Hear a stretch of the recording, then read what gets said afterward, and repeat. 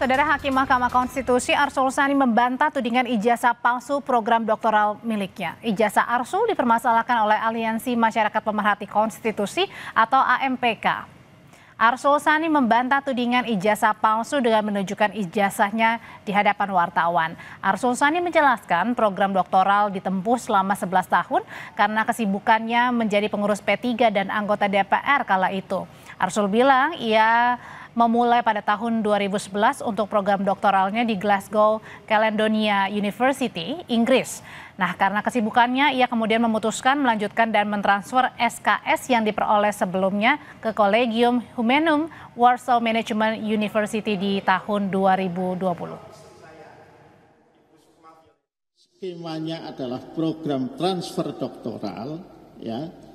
Maka apa yang sudah saya capai, ya, di Glasgow Caledonian University itu kemudian diakui. Di sanalah diberikan, ya, di sanalah diberikan ijazah asli itu. Ijazah itu saya copy, malah dibantu copy oleh KBRI dan kemudian saya legalisasi. Tadi legalisasi itulah yang saya pergunakan juga untuk melengkapi berkas administrasi ketika teman-teman di Komisi 3 sebagian itu mendorong saya untuk juga ikut proses seleksi Hakim Konstitusi itu. Dan melalui keterangan tertulis kepada Kompas TV, Ketua Majelis Kehormatan Mahkamah Konstitusi atau MK menyampaikan dugaan ijazah palsu Arsul Sani sedang dalam pemeriksaan. Wewenang kami adalah memeriksa ada tidaknya pelanggaran kode etik dan perilaku hakim, bukan ada tidaknya tindak pidana. Jumat kemarin, Aliansi Masyarakat Pemerhati Konstitusi AMPK melaporkan Arsul Sani ke Barreskrim Polri atas dugaan penggunaan ijazah palsu. AMPK melapor berbekal bukti pemberitaan pengusutan kasus kampus di Polandia, tempat Arsul Sani menyelesaikan studi doktoralnya.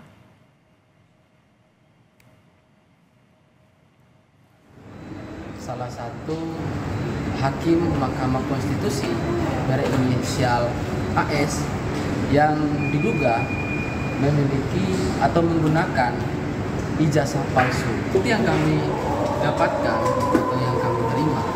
Salah satunya itu adalah pemberitaan terkait dengan penyelidikan salah satu komisi pemberantasan korupsi yang ada di Polandia yang coba untuk melakukan pemeriksaan terkait dengan legalitas kampus, di mana salah satu hakim berkuliah mendapatkan titel S3 di tahun 2023. Pertanyaannya, apakah Barreskrim perlu memproses laporan soal ijazah Hakim MK Arsul Sani? Bagaimana juga menyelesaikan persoalan ijazah ini, serta apa dampaknya untuk Mahkamah Konstitusi? Kita bahas bersama mantan anggota Komisi 3 DPR dari fraksi PDI Perjuangan, Trimedia Panjaitan. Selamat malam, Pak Trimed.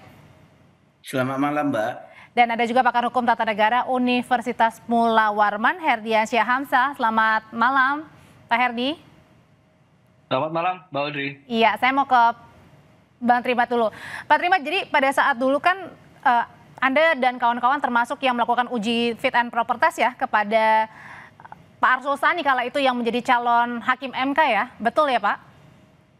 Betul Mbak, jadi Komisi 3 periode yang lalu melakukan fit and proper 23 September tahun 2023. Nah pada saat itu memang 6 bulan sebelumnya rame ada wacana di Komisi 3, ada 2 orang sesungguhnya yang berminat jadi Hakim Konstitusi melalui pintu DPR. Satu Pak Arsul Sani, kedua Pak Beni Kabur Harman.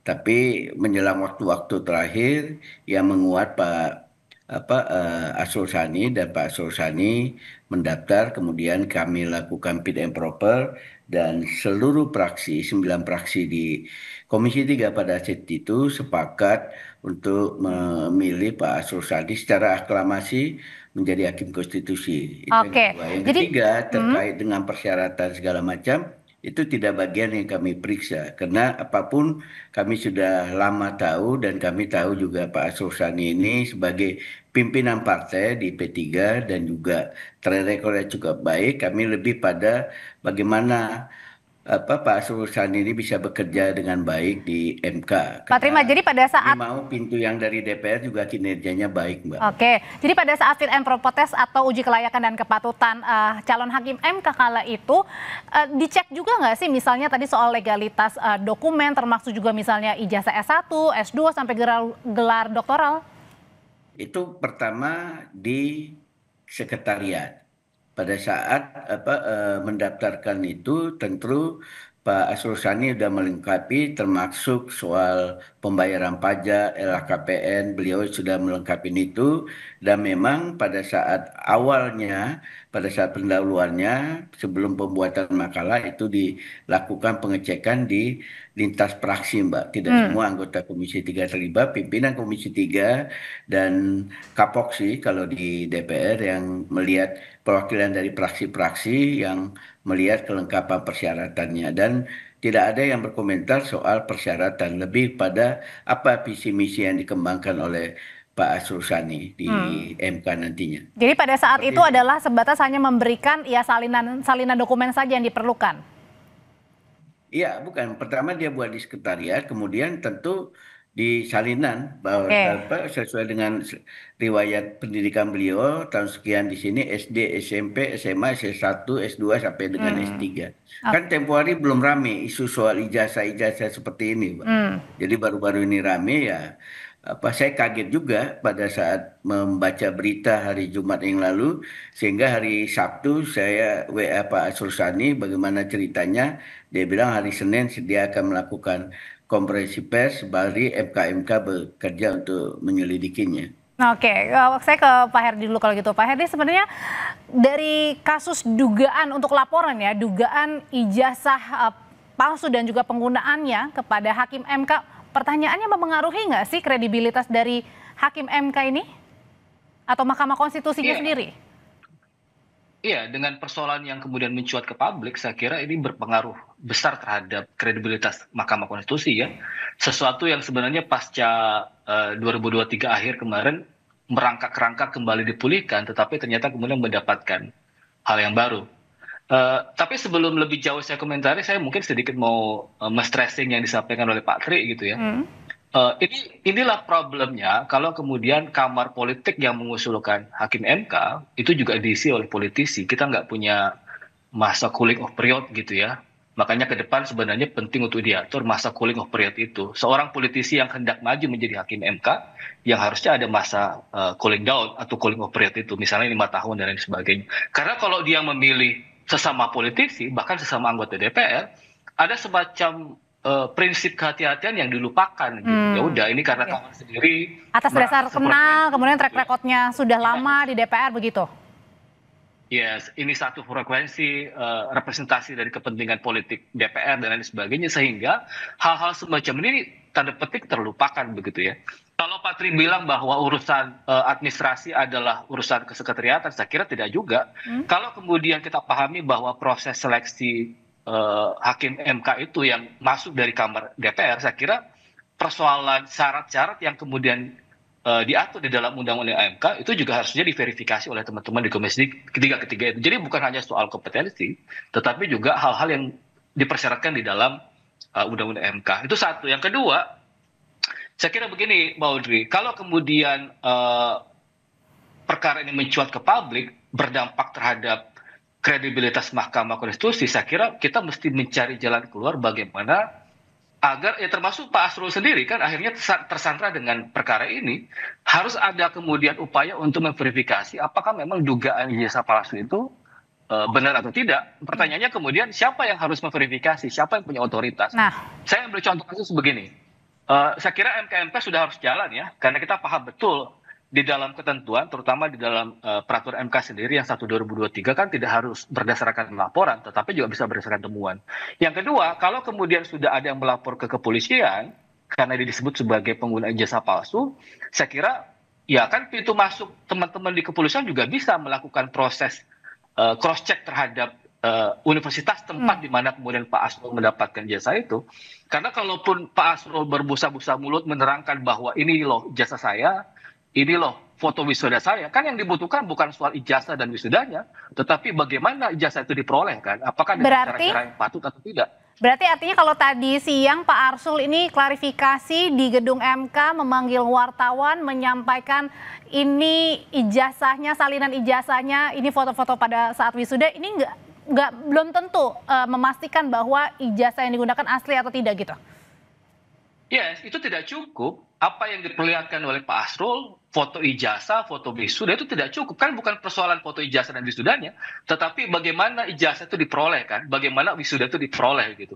Nah, salah satu cara untuk mengetahui itu ya bagaimana proses pemeriksaan terhadap dari mana kemudian ijazah itu diperoleh Pak Asrul gitu. Kalau kemudian laporan ini sudah masuk di pihak kepolisian, sebenarnya kan ada metode yang bisa digunakan, misalnya yang pergunakan di relasi bilateral antara Indonesia dengan Polandia.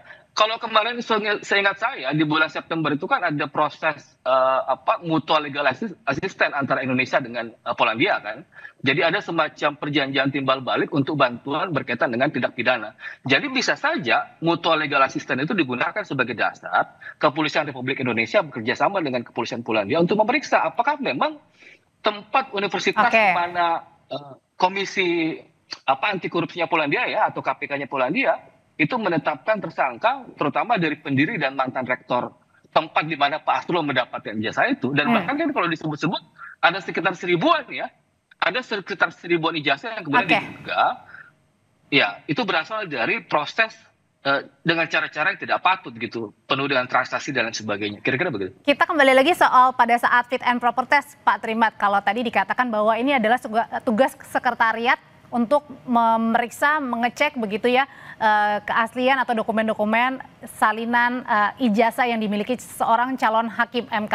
Berarti artinya ini ada catatan juga yang seharusnya diperbaiki, jangan hanya tadi ketika dikatakan kemudian dekat sesama anggota DPR, jadi kemudian mengabaikan hal-hal yang seharusnya memang harus diperiksa dan dicek lagi. Tadi saya sudah sampaikan Mbak, bahwa pertama sekretariat, kedua perwakilan praksi-praksi, kapoksi melihat semua persyaratannya.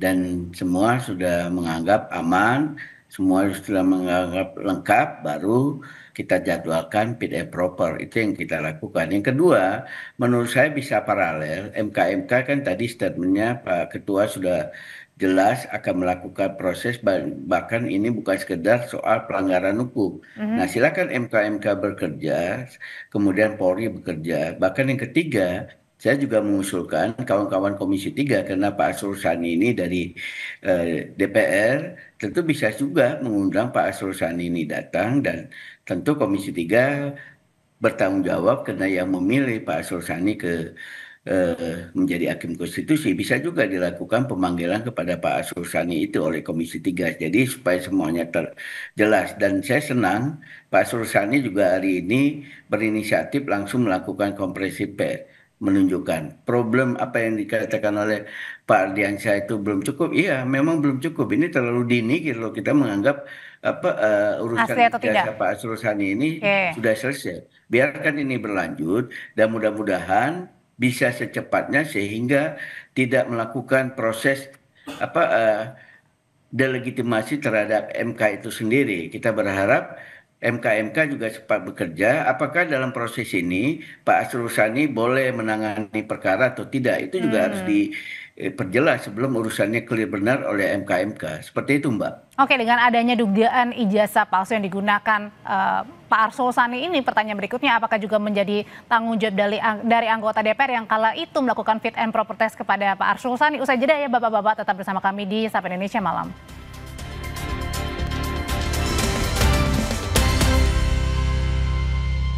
Orang punya semangatnya masing-masing untuk memberikan yang terbaik. Terima kasih untuk kamu yang tidak bercerita. Balik untuk bantuan berkaitan dengan tindak pidana. Jadi bisa saja mutual legal assistance itu digunakan sebagai dasar Kepolisian Republik Indonesia bekerja sama dengan Kepolisian Polandia untuk memeriksa apakah memang tempat universitas di mana komisi anti korupsinya Polandia ya atau KPK-nya Polandia itu menetapkan tersangka terutama dari pendiri dan mantan rektor tempat di mana Pak Asrul mendapatkan ijazah itu, dan bahkan kan kalau disebut-sebut ada sekitar 1000-an ya, ada sekitar 1000-an ijazah yang kemudian diduga, ya itu berasal dari proses dengan cara-cara yang tidak patut gitu, penuh dengan transaksi dan lain sebagainya. Kira-kira begitu. Kita kembali lagi soal pada saat fit and proper test, Pak Trimat. Kalau tadi dikatakan bahwa ini adalah tugas sekretariat untuk memeriksa, mengecek begitu ya keaslian atau dokumen-dokumen salinan ijazah yang dimiliki seorang calon hakim MK. Berarti artinya ini ada catatan juga yang seharusnya diperbaiki, jangan hanya tadi ketika dikatakan kemudian dekat sesama anggota DPR, jadi kemudian mengabaikan hal-hal yang seharusnya memang harus diperiksa dan dicek lagi. Tadi saya sudah sampaikan, Mbak, bahwa pertama sekretariat, kedua perwakilan praksi-praksi, kapoksi melihat semua persyaratannya. Dan semua sudah menganggap aman, semua sudah menganggap lengkap, baru kita jadwalkan fit and proper. Itu yang kita lakukan. Yang kedua, menurut saya bisa paralel. MK kan tadi statementnya Pak Ketua sudah jelas akan melakukan proses, bahkan ini bukan sekedar soal pelanggaran hukum. Nah, silakan MK bekerja, kemudian Polri bekerja. Bahkan yang ketiga, saya juga mengusulkan kawan-kawan Komisi 3, karena Pak Arsul Sani ini dari DPR, tentu bisa juga mengundang Pak Arsul Sani ini datang, dan tentu Komisi 3 bertanggung jawab karena yang memilih Pak Arsul Sani menjadi hakim konstitusi. Bisa juga dilakukan pemanggilan kepada Pak Arsul Sani itu oleh Komisi 3. Jadi supaya semuanya jelas. Dan saya senang Pak Arsul Sani juga hari ini berinisiatif langsung melakukan konferensi pers, menunjukkan problem apa yang dikatakan oleh Pak Ardiansyah itu belum cukup. Iya, memang belum cukup. Ini terlalu dini kalau kita menganggap urusan ijazah Pak Arsul Sani ini sudah selesai. Biarkan ini berlanjut dan mudah-mudahan bisa secepatnya sehingga tidak melakukan proses delegitimasi terhadap MK itu sendiri. Kita berharap MK juga cepat bekerja. Apakah dalam proses ini Pak Arsul Sani boleh menangani perkara atau tidak? Itu juga harus diperjelas sebelum urusannya clear benar oleh MK. Seperti itu, Mbak. Oke, dengan adanya dugaan ijazah palsu yang digunakan Pak Arsul Sani ini, pertanyaan berikutnya, apakah juga menjadi tanggung jawab dari anggota DPR yang kala itu melakukan fit and proper test kepada Pak Arsul Sani? Usai jeda ya Bapak-Bapak, tetap bersama kami di Sapa Indonesia Malam.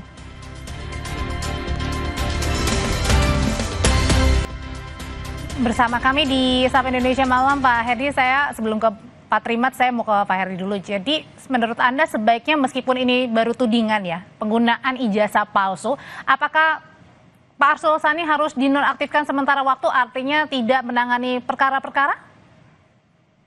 Iya, sebenarnya mekanisme itu disiapkan ya. Jadi kalau kemudian kita baca baik-baik di dalam Undang-Undang MK yang 7/2020, ada 3 skema pemberhentian di situ ya. Pemberhentian dikarenakan memang secara hormat, pemberhentian secara tidak hormat, ada istilah pemberhentian sementara. Apa maksud pemberhentian sementara di dalam Undang-Undang MK itu? Agar yang bersangkutan, misalnya salah satu hakim dianggap melakukan pelanggaran terhadap kode etik dan perilaku, dianggap melakukan perbuatan tercela misalnya, ada 8 ya syarat-syarat di situ untuk diberhentikan secara tidak hormat, maka bisa saja diberhentikan sementara waktu. Secara teknis dihitung sejak diberhentikan 60 hari ya, dan bisa ditambah 30 hari sebagai perpanjangan. Pertanyaannya, apakah kemudian Pak Arsul sebaiknya diberhentikan sementara waktu? Saya kira untuk menjamin objektivitas proses pemeriksaan terhadap atau penyelidikan yang dilakukan oleh MK, saya kira itu menjadi opsi yang bisa saja dilakukan oleh MK. Supaya marwah MK-nya juga tidak terganggu gitu ya? Yes, kita masih ingat betul dulu ketika problem putusan 90 ya yang melibatkan Gibran Rekabuming Raka. Saya kira waktu itu kan untuk menjamin objektivitas pemeriksaan, agar kemudian dianggap bahwa MK bekerja secara independen, termasuk marwah MK secara kelembagaan. Saya kira itu menjadi opsi yang bisa saja dilakukan. Jadi pemberhentian sementara waktu sembari pertama Pak Arsul juga diberikan waktu untuk fokus di dalam menyelesaikan perkara ini. Yang kedua, itu juga bisa memberikan jaminan kepada publik bahwa proses pemeriksaan ini memang berjalan secara independen. Oke, kalau gitu apakah kemudian dengan kasus atau tudingan penggunaan ijazah palsu seorang hakim MK ini, Pak Trimet, apakah ini juga menjadi bentuk pertanggungjawaban kepada anggota DPR yang kala itu melakukan uji kelayakan dan kepatutan terhadap seorang Arsul Sani, Pak Arsul Sani? Ya, saya kira iya. Makanya saya sampaikan tadi bentuk dari pertanggungjawaban DPR dengan mengundang Pak Arsul Sani. Pak Arsul Sani dipanggil ke DPR untuk bisa juga menyampaikan, mempertanggungjawabkan apa yang dilaporkan. Ini saya kira bukan tudingan. Kalau sudah berani seseorang dari aliansi ini melaporkan ke Barreskrim, tentulah mereka ada bukti permulaan yang sangat cukup ya, sehingga berani melaporkan pejabat negara sekelas hakim konstitusi. Itu dilakukan. Kedua, MK saya kira segera memprosesnya dan segera memeriksa, kemudian menyampaikan pendapatnya. Apakah Pak Arsul Sani berhenti sementara, tidak boleh menangani perkara-perkara sebagaimana disebutkan Pak Erdiansyah tadi, atau apa keputusan dari MK supaya isu ini tidak bergulir. Tapi kan yang ketiga, isu ini kan bagus, Mbak. Isu ini udah langsung keluar, Pak Arsul Sani menyampaikan dan bahwa dia kuliah, kapan dia kuliahnya. Meskipun 11 tahun ya? Kapan. Memang saya agak surprise. Pak Arsul Sani tadi saya sekilas mendengar beliau selesai 11. Ya, Pak Trimet. Oke, sambungannya nampaknya terputus, Pak Trimet. Oke, saya kembali ke Pak Herdiansyah dulu kalau gitu sambil menunggu jaringan yang bagus dari Pak Trimet Panjaitan. Pak Herdiansyah. Sebagai pimpinan. Oke, kita sambung kembali ke Pak Trimedia Panjaitan, tapi sambil menunggu saya mau bertanya hal yang sama. Ya, udah Mbak. Oke, gimana tuh tadi Pak Trimet? Jadi yang sorotan 11 tahun kuliah doktoral itu juga yang disoroti gitu? Iya, bagi saya pribadi sekaligus juga yang cukup mengenal Pak Arsul Sani itu harus lebih detail lagi diceritakan. Nggak semata-mata soal kesibukan di DPR, kesibukan di partai. Memang di DPR sendiri Pak Arsul Sani ini sepanjang pengetahuan saya selama kami mungkin 10 tahun di DPR, orang yang cukup tekun, serius dan juga tingkat kehadirannya di gedung DPR maupun kunker-kunker itu luar biasa. Dan Pak Arsul Sani seringkali menjadi tim hukum DPR dalam memberikan pandangan dan pendapat di Mahkamah Konstitusi. Jadi itu lebih didetailkan lagi dan itu bisa detail. Mudah-mudahan minggu ini atau minggu depan, karena minggu ini Komisi 3 kelihatan sedang memulai proses fit and proper terhadap KY, dan itu juga bisa menjadi bahan masukan terhadap Komisi 3 kejadian Pak Arsul Sani ini, sehingga jangan ada juga anggota KY yang dipilih itu bermasalah ijazahnya setahun 2 tahun kemudian. Oke, tadi juga sebenarnya di dalam di Komisi 3 juga sudah disinggung oleh Pak Habibur Rahman sendiri soal itu penggunaan ijazah calon anggota atau hakim KY, Pak Trimet. Oh sudah tadi Mbak. Iya, ada singgung seperti itu. Dengan Pak Habibur Rahman ya. Oke, kembali lagi ke Pak Herdiansyah. Pak Herdiansyah, sebenarnya catatan kritikannya seperti apa sih kalau tadi kan dari Pak Trimet atau mungkin kawan-kawan di anggota DPR sudah mengenal lama seorang Arsul Sani, kemudian juga rajin mengenalnya, lalu kemudian apa catatannya supaya tidak mengabaikan hal-hal yang memang atau prosedur-prosedur yang harus memang dilalui selayaknya calon-calon hakim MK? Iya, berkenal cukup lama, pembawaan yang saya tahu juga Pak Arsul tenang di dalam menyampaikan pendapat ya, karena bukan menjadi jaminan begitu ya.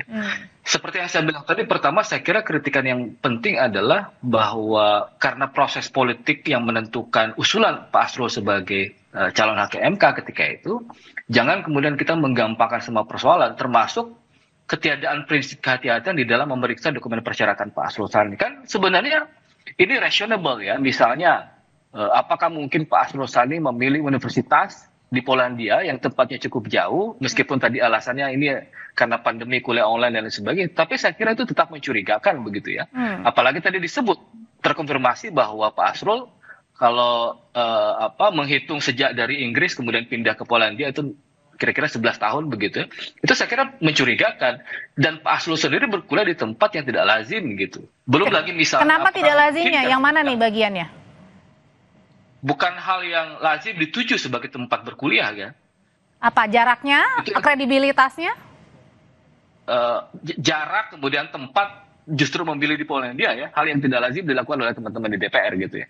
Kemudian yang berikutnya saya kira penting untuk memastikan bahwa antara proses persyaratan, dokumen-dokumen persyaratan itu menjadi bagian juga yang harusnya ditanyakan dan diperiksa oleh teman-teman di DPR. Jadi jangan karena persoalan satu frekuensi seperti yang saya bilang di awal, berkawan lama, kemudian kita menafikan hal-hal semacam ini. Jadi ini saya kira penting untuk dipastikan kalau kita bicara soal proses seleksi ke depannya. Ini seperti kalau kemudian proses ini karena alasan ada tanggung jawab moral, makanya kemudian penting memanggil Pak Asrul, ya memang ini terkesan asap mendahului api ya. Artinya seharusnya proses itu sudah dilakukan sejak awal. Bagaimana proses pemeriksaan sedetail mungkin dilakukan sejak awal, fit and proper dilakukan terhadap agar tidak ada cacat ya atau celah-celah ya, begitu ya. Yes, itu yang menjadi penting menurut saya. Yang kedua, saya kira catatan pentingnya adalah berkaitan dengan MK secara kelembagaan. Kenapa tadi saya bilang ada opsi memberhentikan sementara waktu kepada Pak Asrul Sani? Karena ini bicara soal kepercayaan lembaga, ada semacam public trust yang dipertaruhkan begitu. Jangan karena nilai setitik rusak susu sebelanga kan? Makanya penting proses verifikasi terhadap dugaan pengguna ijazah palsu yang dituduhkan kepada Pak Asrul itu segera diverifikasi. Secara politik tadi usulan Pak Tri, ya Pak Asrul Sani misalnya dipanggil ke DPR kemudian ditanyakan kembali seperti apa prosesnya dan lain sebagainya. Tapi bagi saya sebenarnya kan yang paling penting adalah bagaimana memastikan bahwa ada rangkaian kejadian di Polandia di mana Komisi Anti Korupsi di Polandia, KPK-nya Polandia kemudian menangkap beberapa orang yang berkaitan dengan pengelolaan universitas dengan dugaan membisniskan ijazah dari universitas yang dimaksud, yang kebetulan tempat Pak Asrul Sani berkuliah di sana. Jadi rentetan peristiwa ini juga tidak bisa dipisahkan. Makanya saya bilang tadi bisa jadi misalnya karena ada laporan masuk di Kepolisian Republik Indonesia, maka apa yang saya sebut tadi dengan istilah mutual legal assistance itu, perjanjian timbal balik di dalam urusan tindak pidana itu bisa dilakukan dengan Kepolisian Polandia. Ya hitung-hitung tes lah hasil dari MLA itu ya, mutual legal assistance yang pernah dilakukan yang tidak jauh. Kalau September kemarin. Kalau dari Pak Herdi sendiri artinya apakah harus tadi jalannya harus beriringan saja, misalnya yang diproses di soal tudingan itu di Barreskrim dengan yang di MK ini kan mengenai kode etik ya, apa itu harus berjalan bersamaan atau yang mana dulu harus dimulai dulu diselesaikan? Ya saya kira bisa bersamaan. Jadi teman-teman di MK memulai proses pemeriksaan penyelidikan yang berkaitan dengan dugaan pelanggaran etik itu, karena domainnya memang di MK adalah domain etik ya. Apakah misalnya Pak Asrul dianggap melakukan pelanggaran terhadap kode etik dan pedoman perilaku hakim, apakah misalnya dianggap melakukan perbuatan tercela ya. Karena perbuatan tercela itu kalau kita baca penjelasan di Undang-Undang MK adalah perbuatan yang berkaitan dengan pertaruhan martabat nama lembaga kan. Jadi bisa saja pintu masuk itu digunakan, proses pemeriksaannya bisa dilakukan secara bersamaan, MK jalan, tetapi proses konfirmasi apakah memang ada dugaan ijazah palsu yang digunakan di sana juga bisa dilakukan oleh aparat kepolisian.